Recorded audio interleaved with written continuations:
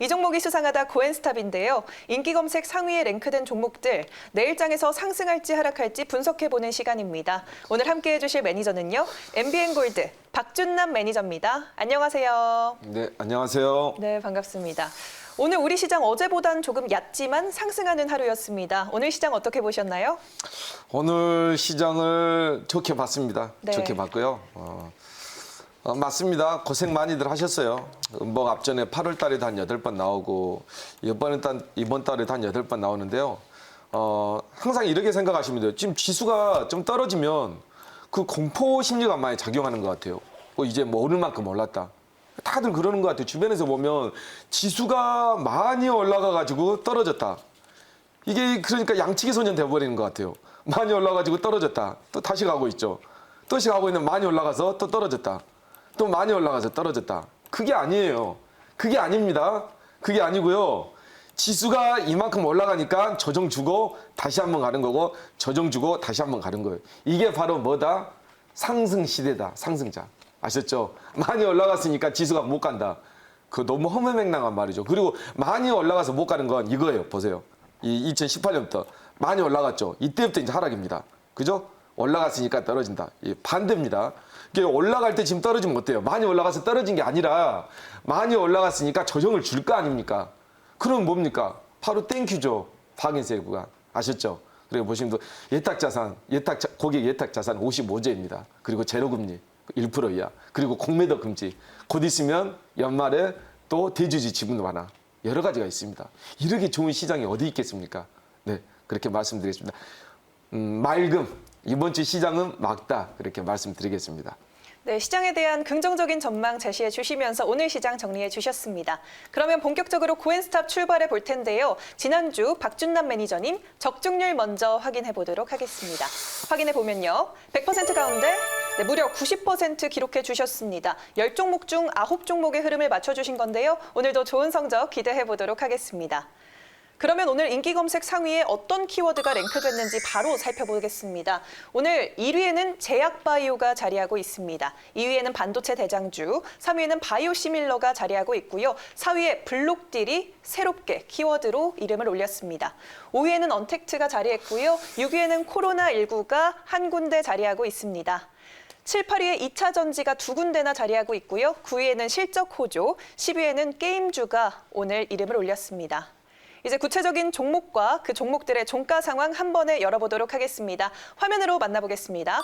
네, 1위에는 일양약품이 오늘 6%대 상승하면서 1위를 차지했습니다. 어떤 재료들이 있을지 이따 확인해 보고요. 2위에는 삼성전자 오늘 강보합권으로 종가 형성했습니다. 3위에 HLB 오늘 밀리면서 종가 형성했고요. 4위에 두산퓨얼셀 큰 폭의 급락을 보여주면서 마무리했습니다. 5위에 카카오 오늘 상승 탄력 보여줬고요. 6위에 우리들제약 15%대 급등 보여줬습니다. 7위에 나라MND 오늘 26% 넘는 상승세 보여주면서 종가 형성했고요. 이수화학 오늘 상한가 기록했습니다. 또 호실적 전망이 제기된 LG전자 오늘 6%대까지 상승했다가 2.5% 상승하면서 마무리됐고요. 넷마블을 비롯해서 상장과 관련된 종목들 오늘 밀리면서 마무리했습니다. 이제 한 종목 한 종목씩 매니저님과 분석해 보도록 하겠습니다. 첫 번째로 분석해 볼 종목은요. 당연히 1위에 자리한 일양약품 먼저 짚어보도록 하겠습니다.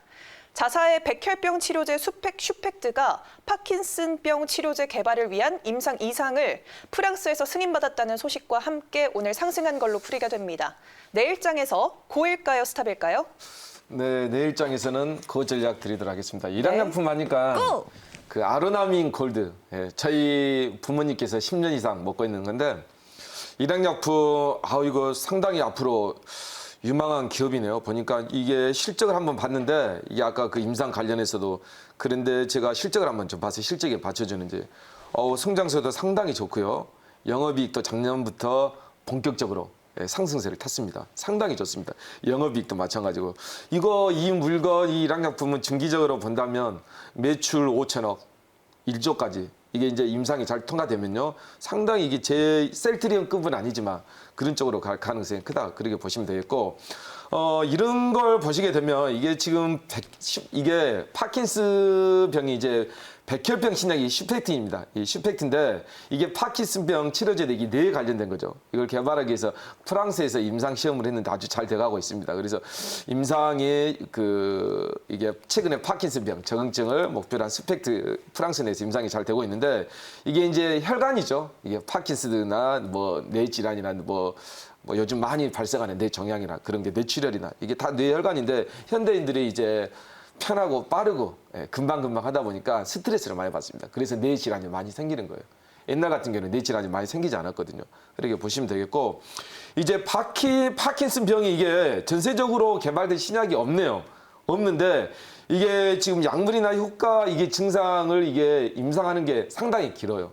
이게 뇌에 관련되다 보니까 이게 다른 데는 즉각 해서 임상을 하면 결과가 빨리 나오지 않습니까? 근데 이게 뇌에 관련된 건 상당히 어렵습니다. 그리고 치명적이고요. 그죠? 가장 신체에서 중요한 게 있는데 그래서 아마 세계 시장을 보고 이게 일항약품이 임상을 진행을 하고 있습니다. 그래서 임상 2상이 승인을 받았으니까 이제 진행하겠죠. 그다음에 3상, 임상 2상이 잘 될 때까지 주가는 움직일 겁니다. 그런 관점으로 보시면 될 것 같아요. 그리고 또 지금 제약주들 분위기도 좋으니까요. 그렇게 보시면 되겠고 실적 그런 건 상당히 좋다. 아직 상승 기업이 성장하고 있다. 그렇게 보시면 되겠고 주가는 좀 많이 오른 면이 있습니다. 2만 원에서 한 10만 원이니까 한 5배 정도 올랐죠. 5배 오른 다음에 이렇게 쉽게 떨어지지 않는 건 뭐다? 이게 허접한 회사가 아니다. 그런 뜻입니다. 그렇게 보시면 되겠고 중기적으로나 단기적으로 한번 보시게 되면 10만 5천 원이나 9만 5천 원대까지 단기 반등을 할 수 있다. 그렇게 말씀드려서 저는 그 전략을 드렸습니다.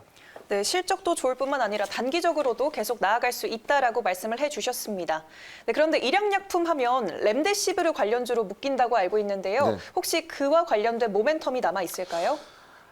예, 렘데시비르 이 트럼프 대통령께서 약물 주입을 했죠. 네. 이번에 약물 주입을 했습니다. 덱사메타손도 있고요. 네. 이게 중요한 건 다 한 것 같아요. 렘데시비르 같은 경우에는 그 관련해서 에볼라 관련해서 그때 이제 개발해 놓은 걸 이번에 했었는데 한 단계에서 주입을 했는데 상당히 그것도 이제 검증이 많이 된 거죠. 효과가 많이 떨어져서 에볼라에 채택은 되지는 않았습니다. 그래 보시면 되겠고 지금 뭐 우리들 제약이나 타 종목들인데 오늘 덱사메타손 관련주들이 많이 움직였습니다. 그래서 네. 렘데시비르나 그 스테로이드 덱사메타손이나 뭐 클로로킨 관련 종목들이 전반적으로 지금 제약주들이 움직이는 모습이 포착이 됐습니다. 그래서 아마 제약주도 조정 끝나고 올라가는 모습 보이니까요.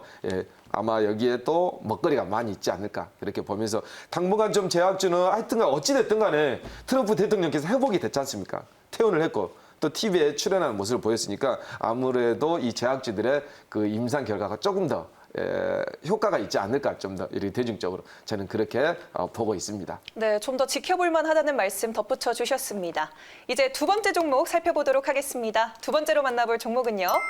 네, 4위에 자리한 두산퓨얼셀입니다. 대주주가 보유 중인 지분 약 20%를 블록딜로 내놨지만 한 절반가량이 매각에 실패했다는 소식으로 오늘 급락을 했습니다. 내일장에서 상승일까요? 하락일까요? 네, 내일 전략을 그 전략 드리겠습니다. 네. 왜냐하면 시장이 계속 올라갈 때는 떨어지더라도 올라갔다 떨어지는 거죠. 사실 이게 얼마 판 게 아니에요. 지금 되게 많이 판 걸로 이렇게 생각을 하시는데 이번에 지금 대량 매매한 지분 이게 박정훈 두산그룹 회장 외 구인이 한 10.9% 이거 시간 외에 대량 매매 방식을 하고 있는데 지분을 상당히 많이 가지고 있어요. 지금 오너일가 지분이 어느 정도냐면 65%입니다. 그러니까 이번에 블록딜을 하게 되면 54.98로 이제 낮아진 거죠. 근데 이 블록딜을 하게 되는 게 이게 저도 이제 한번 리서치를 해봤는데 양도세 그리고 담보대출 상한에 의한 거니까 크게 뭐 지분이 뭐 15%나 20%에서 10% 정도 팔았다. 심각한 거지만 뭐 65%에서 10% 정도면 충분히 뭐 매도 좀 할 수 있다. 저는 그렇게 보시면 되겠고요. 두산이 지금 많이 몸집 줄이기 하고 있죠. M&A 많이 이게 지금 몸집을 상당히 다이어트를 하고 있습니다. 이게 이제 불황에 준비하는 이게 대기업들의 전형적인 모습이죠. 현금 자산 이게 보유하는 그렇게 보시면 되겠고요.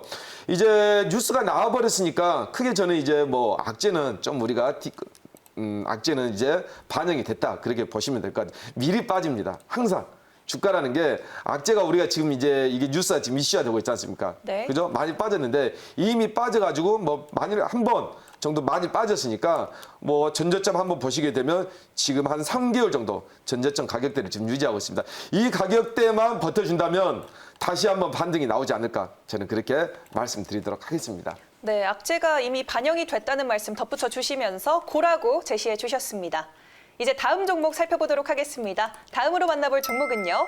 네, 6위에 자리한 우리들 제약입니다. 아까 매니저님께서도 말씀하셨지만 트럼프 대통령의 덱사메타손 투여 소식에 오늘 관련주들이 주목받는 하루였습니다.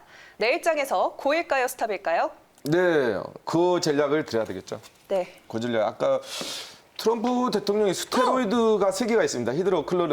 클로로킨하고 덱사메타손하고 또 메틸프레드니솔론이라고 제가 너무 잘 알고 있는데 스테로이드가 4개가 있는데 제가 이제 3개를 알고 있는데 덱사메타손은 이제 우리 많이들 아시겠지만 그 옛날에 이제 천식 관련해서 상당히 오래된 약이고 저렴한 약입니다. 그래서 아마 투여하지 않았나 그래 보시면 되겠고 일단 효과가 있으면 뭐 한 1% 2%라도 부작용이 없고 효과가 있으면 투여해 볼 만하죠. 그죠? 여러 가지 그래서 이제 투여를 했더라고요. 그래서 효과가 상당히 좋아졌다고 나왔는데 거기에는 뭐 일단 그런 게 나왔으니까 우리가 받아들여야 되겠죠.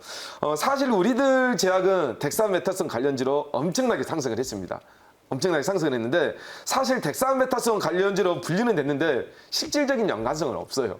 이런 종목들이 사실 많습니다. 그래서 어떤 약품에 원료의약품에 조그만 아주 작은 성분만 연관이 되어 있다 하더라도 좀 되는 건데 그런 관점에서 좀 보시면 될 것 같고요. 이 회사 같은 경우에는 뭐 일반 의약품이나 뭐 비만 치료 건강식품 하고 있기 때문에 직접적인 연관성은 좀 없다는 게 계속 나오면서도 이제 주가가 반대로 올라가고 있습니다. 하여튼 시장에서 덱사메타손 하면 그래도 우리들 제약을 주목을 해주니까 관련주로 연관돼서 움직임은 확실하다고 우리가 보시면 될 것 같아요. 그래서 한번 덱사메타손 한번 힘이 있었을 때 상당히 많이 갔었죠. 네. 지금 보시게 되면 6, 7천 원에서 3만 3천 원이면 한 5배 정도 갔었죠. 5배 정도 갔었는데 반등 구간이 한번 얼마나죠? 반등 구간이 얼마나 하고 이 반등 구간이 정확히 지금 8월 달에 고점 구간입니다. 그래서 아마 못 가더라도 지금 분위기로 본다면 2만 원대까지는 충분히 상승 여력이 있다. 그렇게 보시면 될 것 같아요. 그러니까 이건 기술적 반등 그리고 제약주가 흐름이 좋으면 다시 한번 좀 상승 흐름을 탈 수 있겠다. 하지만 고점 넘어가 보이기는 쉽지는 않아 보이네요. 네, 우리들 제약 차트까지 보면서 앞으로의 흐름 예측해 주셨습니다. 이제 다음 종목 살펴보도록 하겠습니다. 다음으로 만나볼 종목은요. 네, 다음으로는 10위에 자리한 넷마블 확인해 보도록 하겠습니다.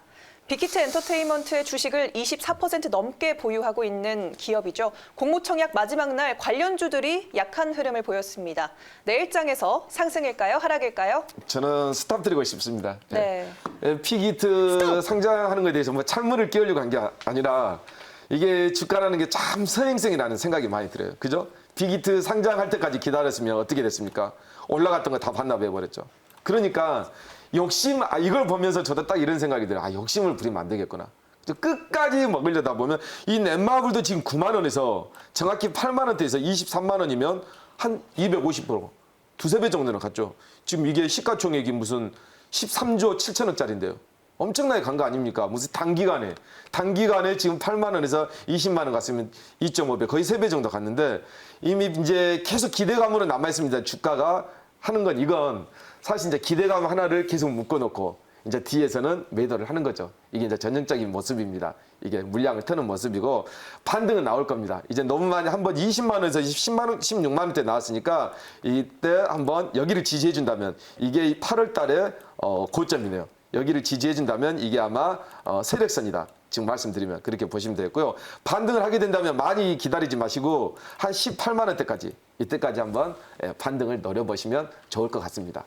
네, 그러면 빅히트 상장 이후에 이 넷마블의 앞으로 상승은 어떻게 진행이 될까요? 앞으로 오를까요? 빅히트 지금 코로나19 때 빅히트가 상장하는 게 이제 워낙 K-팝에